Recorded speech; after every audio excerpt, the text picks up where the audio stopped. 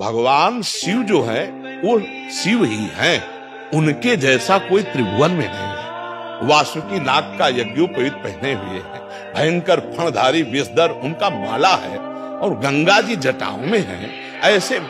ऐसा परिवार देखा है? देखो, शिव जी का वाहन नंदी और भगवती का वाहन बबर शेर। 1 मिनट में नंदी को खा जाए, लेकिन दोनों चैन से रहते हैं, रहते। अच्छा, और आगे बढ़ो, कार्तिकेय जी का वाहन मयूर है ना। भगवान शंकर के गले में सांप, मोर सांप का बहुत बड़ा आहार करता है। सांप का आहार। गणेश जी का वाहन चूहा है ना। कहीं झगड़ा देखा? बिल्कुल शांति से पूरा अरे शिव की क्षमता कोई कर सकता है? शिव तो शिव है। व्यसन करने में शिव को मतलब यार, ये भगवान शंकर नशा करे। अरे यार, वो तो परमात्मा है यार, वो तो महादेव, देवाधिदेव महादेव है। नहीं, ऐसा नहीं। शिव जी ने तो हलाल जहर पिया, भले एक बूंद पी के दिखाओ। ये सब कोई जानता है कि नहीं? समुद्र मंथन में जो पहला हलाहल विष निकला, भगवान शिव ने पिया।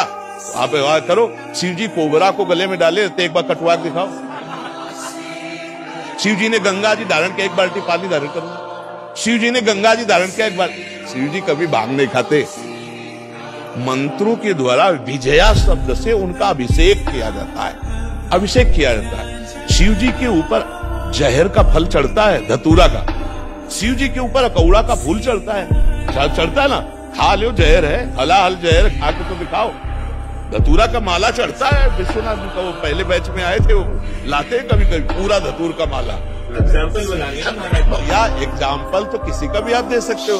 आप कभी देखा है लोग कहते हैं भगवान शंकर चिलम, ऐसा कहीं लिखा है? अरे ये सब अपने मन के विलास हैं। वो जगत की रक्षा के लिए हलाहल विष पिया, समझ रहे ना। तो जो हम सोने के समय रट रहे थे, वही जगने के समय चेतना जागृत होते ही निकल पड़ा, राधा राधा राधा। वैसे हर एक आदमी अनुभव कर सकता है।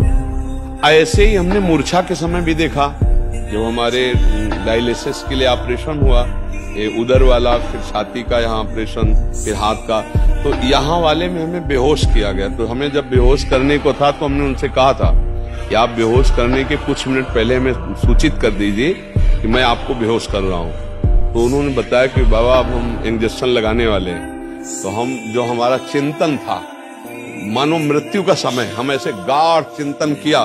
तो जो हम पद शुरू किए थे, तो जब हमारी मूर्छा भंग हुई, तो अगली लाइन वही चल रही थी।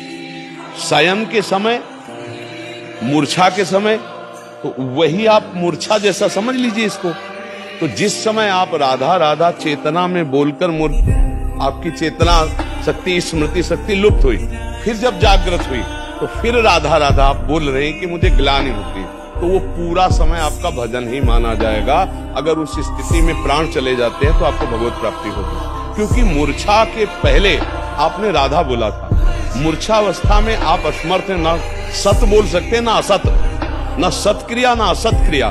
तो अब आपका राधा ही माना जाएगा वो प्रारंभ का, और उसी से भगवत प्राप्ति हो जाती है। जैसे कोई सुबह बोला राधा और बेहोश हो गया, अस्पताल में भर्ती हो गया, और उसे होश ही नहीं आया, समाप्त हो गया शाम तक, उसे भगवत प्राप्ति हो गई। क्योंकि अंतिम उसकी चेतना में पहली बार राधा जो निकला, फिर मूर्छित हो गया, तो उसका वही माना जाएगा अंतिम समय स्मरण, और उसी से भगवत प्राप्ति हो जाएगी।